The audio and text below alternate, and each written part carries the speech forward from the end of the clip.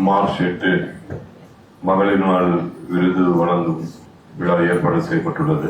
இந்த நிகழ்ச்சியினுடைய தலைவர் திராவிட கழகத்தினுடைய சகோதரி கண்மணி அவர்கள்.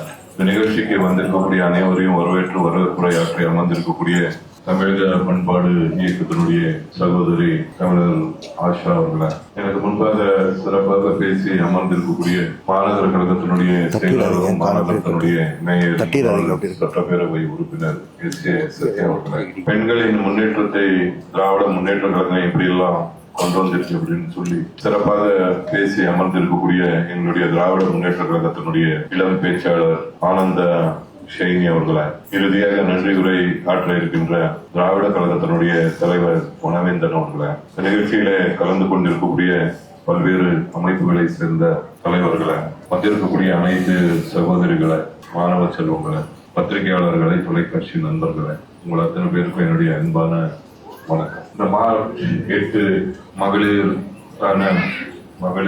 விழா உங்கள் அனைவருக்கும் என்னுடைய வாழ்த்துக்களை இந்த நேரத்தில் தெரிவித்துக் கொள்ள நான் கடமைப்பட்டிருக்கிறேன்.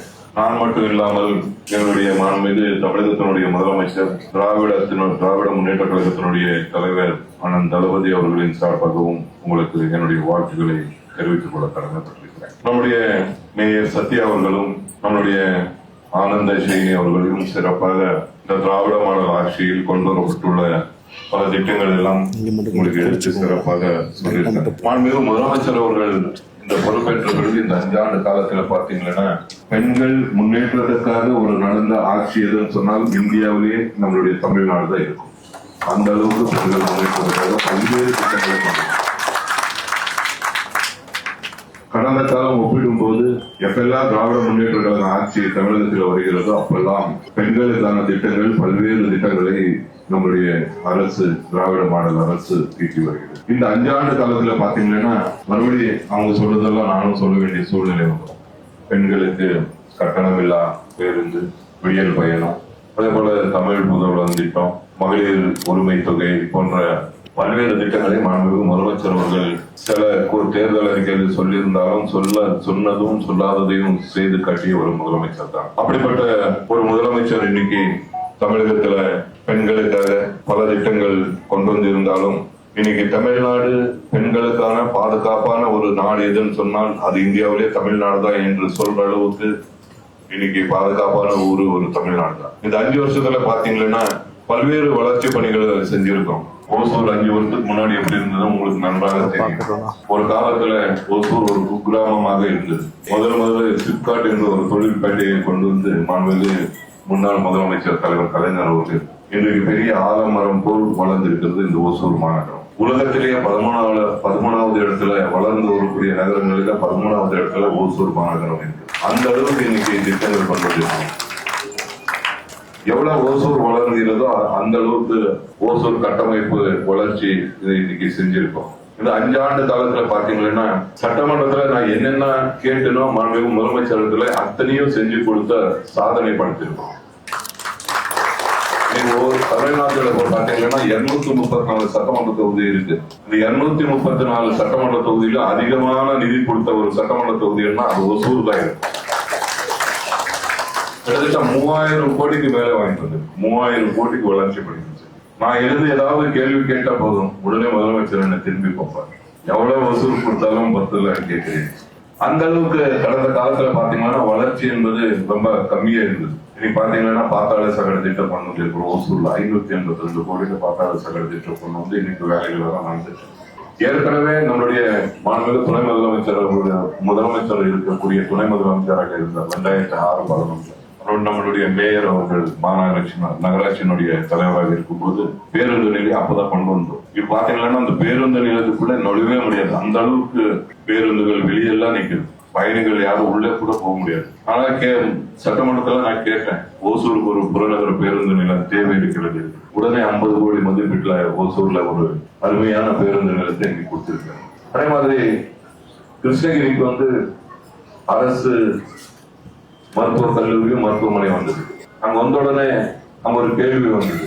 அங்க அரசு கல்லூரி மருத்துவக் கல்லூரி வந்த காரணத்தினால் தலைமை மருத்துவமனை எங்கே கொண்டு செல்வது என்பது கேள்விக்குறியாக வரும்போது மாண்புமிகு முதலமைச்சரத்தில் நான் ஒரு கோரிக்கை வைத்தேன். ஓசூர் வளர்ந்து வரக்கூடிய நகரம், அதிகமான தொழிலாளர்கள் இருக்கக்கூடிய நகரம், விவசாயிகள் இருக்கக்கூடிய நகரம், ஆகவே வியாபாரிகள் இருக்கக்கூடிய நகரம். ஆகவே ஓசூரில் தான் தலைமை அரசு மருத்துவமனை தர வேண்டும் என்று நான் கோரிக்கை வைத்தேன். அந்த கோரிக்கை பரிசீலிக்கப்பட்டு மாண்புமிகு நம்முடைய சுகாதாரத்துறை அமைச்சரிடத்துல பிரகாஷ் கேட்பதுதான் சரியாக இருக்கிறது என்று சொல்லி அந்த அரசு தலைமை மருத்துவமனை ஓசூருக்கு தந்து இன்னைக்கு 100 கோடி செலவுல 426 குழந்தைகள் கொண்ட பிரம்மாண்டமான அதிநவீன வசதிகளுடன் ஓசூர்ல மருத்துவமனை கட்டி அதை ஆரம்பிச்சிருக்கிறோம்.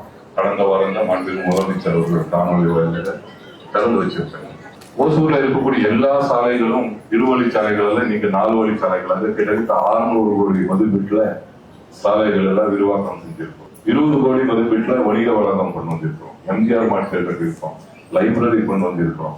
எங்க பார்த்தா ஸ்கூல்ல நிறைய ஸ்கூல்ல பள்ளி கட்டடங்கள் குறைவாக இருந்தது. அந்த பள்ளி கட்டடங்கள் எல்லாம் புதுசாக எத்தனை வகுப்பறைகள் தேவையோ அத்தனையும் கொண்டு வந்து இன்னைக்கு நம்மளுடைய சட்டமன்ற பகுதியில பாத்தீங்கன்னா எந்த இடத்துலயும் பசங்க படிக்கிறதுக்கு கிளாஸ் ரூம் இல்லை என்ற அளவுக்கு இன்னைக்கு எல்லா ஸ்கூல்லயும் கிளாஸ் ரூம் கொண்டு வந்து. அது சுகாதாரத்துறையில பாத்தீங்கன்னா எல்லா இடத்துலயும் மக்கள் அதிகமாக இருக்கிற இடத்துல எல்லாம் நம்மளுடைய பிரைமரி ஹெல்த் சென்டர் கொண்டு வந்து இன்னைக்கு கட்டடங்களை கட்டி அங்கேயும் சிறப்பாக செயல்பட்டு கொண்டிருக்கிறது. அதே போல மாநகராட்சியில பாத்தீங்கன்னா அவங்களுடைய பொது நிதியில இருந்து பல 100 கோடிக்கு மேல இந்த பணம் எடுத்து தார் சாலை, அப்புறம் டிரைனேஜ், தெருவிளக்கு, இந்த நடப்பாதை, அது இது எல்லாம் செஞ்சிருக்கிறோம். இப்படி இந்த 4 ஆண்டு காலத்துல பாத்தீங்கன்னா கிட்டத்தட்ட 3000 கோடிக்கு வளர்ச்சி பணிகளை செஞ்சிருக்கிறோம். இன்னும் செய்ய வேண்டிய பணிகள் நிறைய இருக்கிறது. கண்டிப்பாக வருங்காலத்தில் அதையும் செய்து கொடுத்து இந்த ஓசூர் மாநகரத்தை சிங்கார நகரமாக மாற்றி காட்டுவோம் என்பதை இந்த நேரத்தில் அதே போல நம்மளுடைய முதலமைச்சர் அவர்கள் அந்த ஆட்சிக்கு வந்த பிறகு நீ பாத்தீங்கன்னா தமிழகத்துல பல்வேறு இண்டஸ்ட்ரியல் ஆகட்டும், தொழில் இதாகட்டும், எல்லா வகையிலும் மகத்தான வளர்ச்சி அடைஞ்சு இன்னைக்கு இந்தியாவில பாத்தீங்கன்னா பொருளாதார வளர்ச்சியில பாத்தீங்கன்னா தமிழ்நாடு தான் நம்பர் 1 ஆயிடுச்சு. எந்த துறை எடுத்தாலும் இன்னைக்கு தமிழ்நாடு தான் முன்னிலையில இருக்கு. அது எஜுகேஷன்ல பாத்தீங்கன்னா கூட நம்ம தான் முன்னாடி இருக்கோம். கடந்த காலத்துல பார்த்தோம்னா எங்கோ இருந்தோம், 26வது இடத்துல எங்கோ இருந்தோம், இன்னைக்கு 2வது இடத்துக்கு முன்னேறி இருக்கோம். இப்படி பாத்தீங்கன்னா நம்மளுடைய முதலமைச்சர் காலத்துல எல்லா துறையிலையும் இன்னைக்கு தமிழ்நாடு சிறப்பாக முன்னேறி இருக்கு.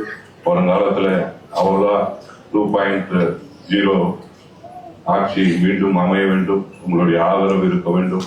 மக்களுக்கு உங்களுடைய மகளிர் தினத்தன்று என்னுடைய அன்பான வேண்டுகோள், இந்த சிறப்பான ஆட்சி மீண்டும் தொடர வேண்டும் என்று சொல்லி உங்களை அன்போடு கேட்டு இந்த சிறப்பான நிகழ்ச்சியில கலந்து கொண்டு உங்களை எல்லாம் சந்திச்சு பேசுவதில் மிகுந்த மகிழ்ச்சி அடைகிறேன்.